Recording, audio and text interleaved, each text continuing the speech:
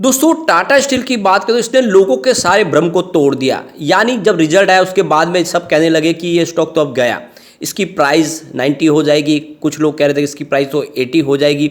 बिल्कुल वैसा नहीं हुआ। आप देख सकते हो रिजल्ट के बाद भी स्टॉक मजबूती के साथ 100 के ऊपर ट्रेड करता हुआ दिखाई दे रहा है और लगातार बढ़ भी रहा है।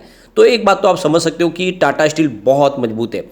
और इस बार जो रिजल्ट में कमी रह गई है वो ग्लोबल रीजन है। डोमेस्टिक मार्केट में तो टाटा स्टील ने काफ़ी शानदार प्रदर्शन किया है, लेकिन इंटरनेशनल रीजन इस बार फेवरेबल नहीं रहे। आप देख सकते हो कि जियोपॉलिटिकल टेंशन चल रहा है, रसिया यूक्रेन का युद्ध, उसने काफ़ी इफेक्ट किया। इसके अलावा इन्फ्लेशन का प्रॉब्लम है, यूएस का, यूके की प्रॉब्लम। तो ये बहुत सारी बातें जिसने इस बार बाजार को इफेक्ट किया। सबसे बड़ी बात है कि जो इनके स्टील की प्राइस है उसमें काफ़ी ज़्यादा अप डाउन देखने को मिला। तो ये सारी बातें थी जिसने इफेक्ट किया इसमें रिजल्ट को। लेकिन उसके बावजूद भी टाटा स्टील का प्रोडक्शन तेजी से बढ़ रहा है। टाटा स्टील अब अपने बिजनेस में और नया वेरिएशन लाने जा रही है। टाटा स्टील आने वाले समय में आप देख सकते हो ग्रीन स्टील का उत्पादन शुरू करने वाले हैं। इन्होंने ऑलरेडी आप देख सकते हो कि इनके नीदरलैंड के प्लांट से फोर्ड को सप्लाई शुरू की है। यानी अब जो फोर्ड की कार बनेगी वो ग्रीन स्टील के माध्यम से बनेगी, जिसमें बिल्कुल पॉल्यूशन नहीं होगा। इंडिया में भी इसकी संभावना अब शुरू हो चुकी है। तो ऐसे में टाटा स्टील का बिजनेस बहुत तेज़ी से बढ़ेगा। टाटा स्टील ऑलरेडी अपना आप देख सकते हो कि सभी कंपनियों का मर्जर भी करने जा रही है। तो ऐसे में संभावना बहुत पॉजिटिव है। तो इन सारी बातों को समझेंगे इस वीडियो के माध्यम से। सबसे पहले अगर हम फ्राइडे के बिजनेस को देखें तो ट्रेडिंग काफ़ी शानदार रही है। स्टॉक आप देख सकते हो कि 102 पर ओपन हुआ और 105 का इंट्राडे में हाई भी बना। अंत में क्लोजिंग भी 104.85 पर रही, यानी ऊपर की तरफ है। 2.79% की शानदार तेजी देखने को मिली। आप ये देख सकते हो कि पिछले 5 दिन में स्टॉक में 3.97%, लगभग 4% की अच्छी तेजी हमने देखी है। वॉल्यूम को देखें तो वॉल्यूम में अच्छी खासी बढ़ोतरी हो चुकी है। पिछले 1 महीने पहले इसका 5 करोड़ का वॉल्यूम था। 1 वीक पे देखें पहले तो ये 6 करोड़ तक पहुंचा वॉल्यूम, और थर्सडे को 8 करोड़ का वॉल्यूम होता और फ्राइडे को भी 8 करोड़ का वॉल्यूम हुआ। तो वॉल्यूम में ज़बरदस्त उछाल आ चुका है। और इससे एक बात समझ में आ रही है कि अब यहाँ पे खरीदारी शुरू हो चुकी है। काफ़ी बड़े फंड हाउस भी इसमें खरीदारी कर रहे हैं। यहाँ पे इसकी परफॉर्मेंस अगर देखें तो 82 इसका 52 वीक का लो है और 138 52 वीक आई है। फिलहाल स्टॉक 104 के आसपास है। तो ये आप देख सकते हो कि काफ़ी ज़्यादा करेक्ट हो चुका है। इसके रिटर्न को अगर देखें तो पिछले 5 साल में इसने 47% का पॉजिटिव रिटर्न दिया है। 3 ईयर के हिसाब से 156% का हमें पॉजिटिव रिटर्न मिला है। लेकिन 1 ईयर के हिसाब से 21% डिस्काउंट में स्टॉक मिल रहा है, यानी लगभग 21% गिर चुका है। 3 मंथ के हिसाब से यहाँ पे 2.74% की गिरावट है अभी भी, लेकिन 1 मंथ के हिसाब से 3.56% अप है और 1 डे के हिसाब से लगभग 2% की तेजी है। ओवरऑल स्टॉक की परफॉर्मेंस अच्छी है, लेकिन जिसने साल भर पहले इन्वेस्ट किया होगा उसको भी फिलहाल लॉस हो रहा है। तो एक तरह से ये एंट्री का मौका बन रहा है। आप देख सकते हो पिछले 3 महीने में तो टाटा स्टील में हमें 3% की गिरावट देखने को मिली है। लेकिन जेएसडब्ल्यू स्टील की बात करें तो 9.79% की शानदार इसने तेजी बताई है। जिंदाल स्टील की बात करें तो उसने भी 22% की ज़बरदस्त तेजी दिखाई। तो यहाँ पे आपको लूजर दिखाई देगा टाटा स्टील, इसीलिए यहाँ पे बढ़ने की संभावना है, क्योंकि ऑलरेडी दूसरे स्टील के शेयर तो दौड़े थे, लेकिन टाटा स्टील तो पहले ही रिजल्ट के पहले काफ़ी ज़्यादा करेक्ट हो चुका था। ऐसे में यहाँ पे बढ़ने की संभावना ज़्यादा है, गिरावट की संभावना कम हो चुकी है।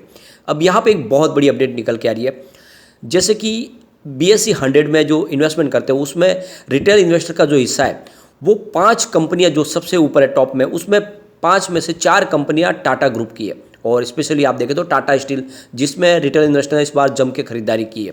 और आप ये देख सकते हो कि इसमें एक कंपनी है जो सरकारी है, यानी रेलवे की कंपनी IRCTC। बाकी चारों कंपनियां टाटा ग्रुप की है, जिसमें बहुत जम के खरीदारी की गई है।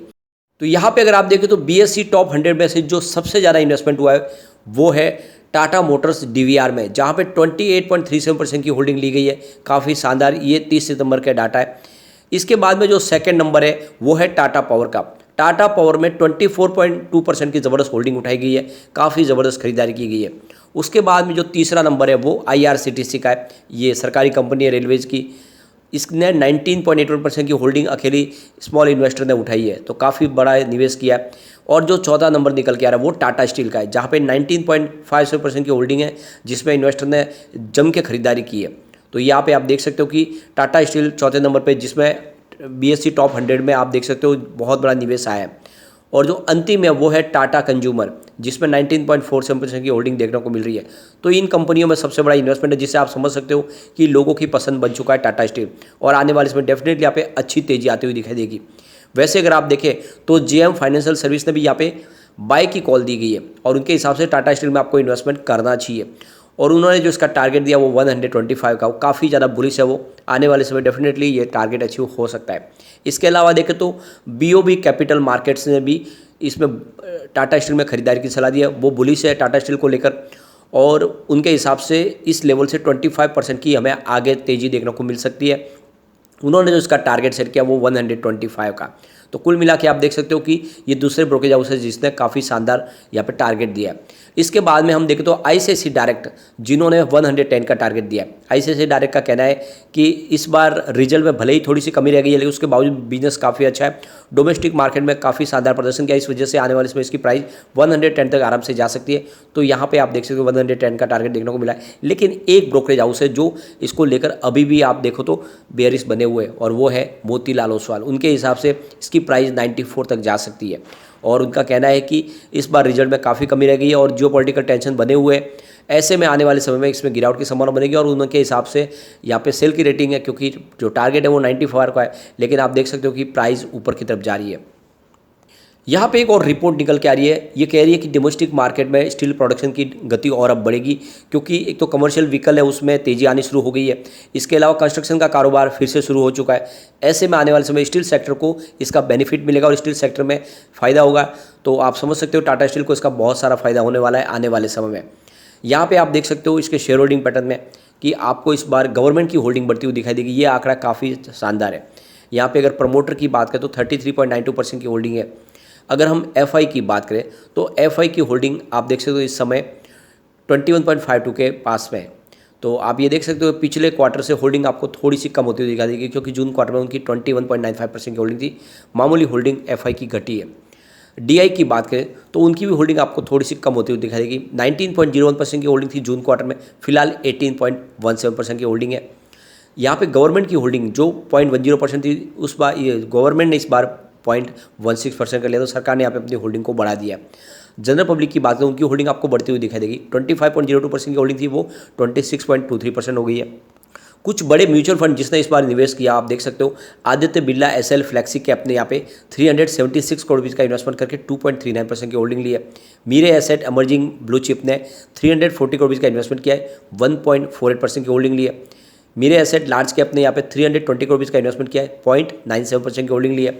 SBI बैलेंस एडवांटेज ने यहाँ पे 315 करोड़ रुपये का इन्वेस्टमेंट करके 1.33% की होल्डिंग ली है। एडलवाइज बैलेंस एडवांटेज ने 55 करोड़ रुपये का इन्वेस्टमेंट किया, 0.64% की होल्डिंग ली है। इसके बाद ICICI प्रू बैलेंस एडवांटेज ने 277 करोड़ रुपये का इन्वेस्टमेंट करके करीब 0.65% की होल्डिंग ली है। मीरे एसेट टैक्स सेवर ने 202 करोड़ रुपये का इन्वेस्टमेंट किया, 1.57% की होल्डिंग ली है। ICICI प्रू वैल्यू डिस्कवरी ने यहाँ पे 196 करोड़ रुपये का इन्वेस्टमेंट किया है, 0.78% की होल्डिंग ली है। फिर SBI आर्बिट्रेज अपॉर्चुनिटीज़ ने यहाँ पे 172 करोड़ रुपये का इन्वेस्टमेंट किया है, 2.48% की होल्डिंग ली है। कोटक इक्विटी आर्बिट्रेज ने यहाँ पे 164 करोड़ रुपये का इन्वेस्टमेंट किया, 0.73% की होल्डिंग ली है। तो यहाँ पे आप देख सकते हो कि काफ़ी बड़े म्यूचुअल फंड ने जम के खरीदारी की है, और आने वाले समय डेफिनेटली इसका फायदा देखने को मिलेगा। एक बार इसके पिवट लेवल को हम चेक करेंगे तो यहाँ से अगर गिरावट तो 100 का पहला सपोर्ट है, ये टूटा तो स्टॉक 99 तक जा सकता है, और नीचे गया तो फिर 98 तक जाने की संभावना। पॉजिटिव माहौल बना तो आप देख सकते हो 102 का फर्स्ट रेजिस्टेंस है, ये ऑलरेडी ब्रेक हो चुका है। सेकंड रेजिस्टेंस 103 का है, जिसके आसपास क्लोजिंग आई और इंट्राडे में इसको भी ब्रेक किया। सेकंड रेजिस्टेंस 105 का, तो स्टॉक बिल्कुल ऊपर जाने को तैयार है। तो ऐसे में आपको टाटा स्टील में इस समय इन्वेस्टमेंट करना चाहिए, काफ़ी फेयर वैल्यू में मिल रहा है, और जिस तरह से कंपनी आगे जाके अपना मर्जर करने वाली है, सारी कंपनियां इसके अंदर मिल जाएगी, उसके बाद में इसकी साइज बढ़ेगी, इसका बिजनेस मॉडल बढ़ेगा। ऐसे में इसकी प्राइस बढ़नी लाजमी है, तो आपको लॉन्ग टर्म का नजरिया लेकर निवेश करना चाहिए। आने वाले समय आपको मालामाल कर सकता है। अगर आप 5 साल के लिए स्टॉक को होल्ड करेंगे तो ये 1000 फिर से जाता हुआ आपको दिखाई दे सकता है।